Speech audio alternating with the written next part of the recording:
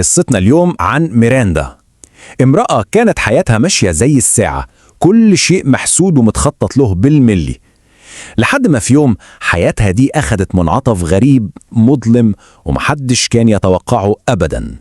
وهو ده السؤال اللي بيحقنا في قلب القصة على طول. يا ترى إيه هي الحدود اللي ممكن نتجاوزها عشان نسترجع حياتنا اللي اتسرقت مننا؟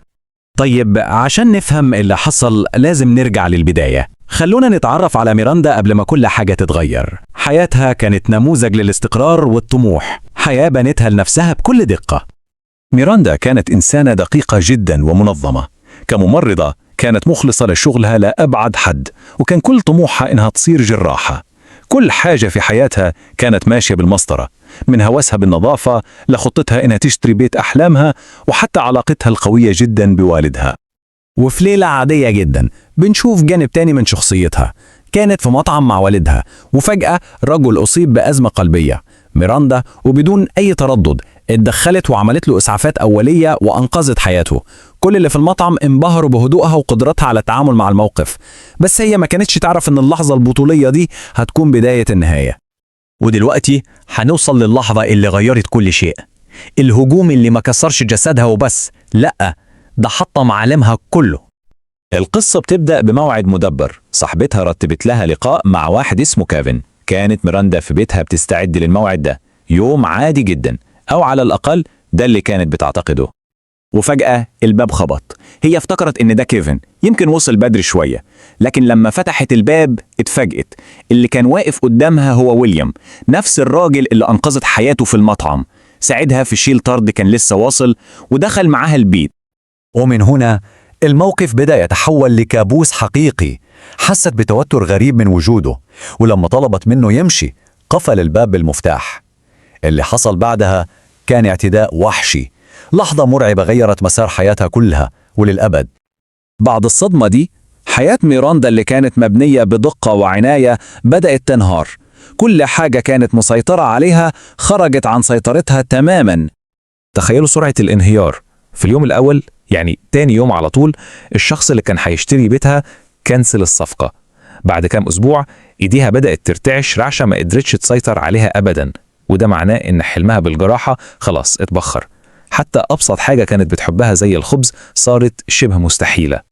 وهون الفرق واضح ومؤلم جدا، من إنسانة واثقة إيديها ثابتة ومستقبلها قدامها، لإنسانة محطمة مهنتها في خطر ومحبوسة في بيتها اللي صار سجن بيفكرها كل لحظة بالكابوس اللي عاشته. وفي وسط الانهيار ده القصة بتاخد منعطف أغرب ومقلق أكتر. بدل ما تهرب من الماضي، ميراندا بتقرر تواجهه، بس بطريقة محدش يتخيلها أبدا. فجأة وبدون مقدمات ميراندا بتبدأ تكتب جوابات لويليام وهو في السجن. هو في الأول رفض يقابلها، لكنها فضلت تبعت جواب ورا جواب ومصممة إنها لازم تشوفه. دي كانت أول علامة إن ميراندا ما عادتش مجرد ضحية. ولما وافق أخيرا إنه يقابلها، ده كان تفسيرها للي بتعمله. قالت له إنها جاية عشان تبص في عينيه وتورينه إنها مش خايفة وإنها كملت حياتها. بس يا ترى هل ده كان السبب الحقيقي؟ مع الزيارات المتكررة ويليام حاول يبني معاها نوع من العلاقة. قال لها إنه معجب بيها من يوم ما شافها في المطعم، وإنها كانت شجاعة جدا. كان بيحاول يلاقي أي أرضية مشتركة معاها، وده اللي خلى العلاقة بينهم معقدة ومريبة جدا. الزيارات استمرت ونشأت بينهم علاقة غريبة محدش يفهمها. وفي يوم من الأيام ويليام قال لها على خبر غير كل حاجة، إنه هيخرج من السجن قريب. هو لاحظ إن ملامح وشها اتغيرت، بس وعدها إنه مش هيقرب منها إلا لو هي سمحت له. ودلوقتي بنوصل للفصل الأخير، فصل الانتقام. وهنا خطة ميراندا الحقيقية بتظهر بكل تفاصيلها المرعبة. بعد ما ويليام خرج من السجن، ميراندا عملت حاجة لا يمكن حد يتصورها. اتصلت بيه ودعته لبيتها. أيوة، نفس البيت اللي حصل فيه الاعتداء، بحجة إنها محتاجة مساعدة في شوية تصليحات. وهو شغال في التصليحات دخلت المطبخ ورجعت ومعاها كوباية عصير ليمون. حركة تبان عادية جدا، بس في الحقيقة كانت جزء أساسي من خطتها. بعد شوية ويليام بدأ يحس بتعب غريب ودوخة. حاول يقوم عشان يروح الحمام لكنه ما قدرش، وقع على الأرض فاقد الوعي تماما. يا ترى اللي حصل ده كان مجرد صدفة سيئة، ولا كل حاجة كانت ماشية حسب مواعيد مرسومة بدقة؟ لما فاق لقى نفسه متكتف وهنا ميراندا كشفت عن الحقيقة كلها. الموضوع عمره ما كان عن المسامحة أو الشفاء. كل جواب، كل زيارة للسجن، كل ده كان جزء من فخ محكم هي اللي نصبته عشان تستعيد السيطرة وتنتقم. والمفاجأة الأكبر، الرعشة اللي في إيديها اختفت.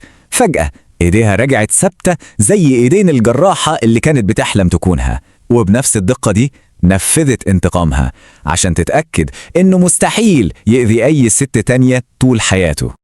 الجملة الأخيرة دي بتقلب كل حاجة. اللي حصل مع ويليام ما كانش حالة فردية. اتضح إن ميراندا كانت عايشة حياتها قائمة فيها أسواق كل الناس اللي أذوها، وكانت بتستنى الوقت المناسب عشان تاخد حقها من كل واحد فيهم. وده بيخلينا نسأل، مين هي ميراندا الحقيقية؟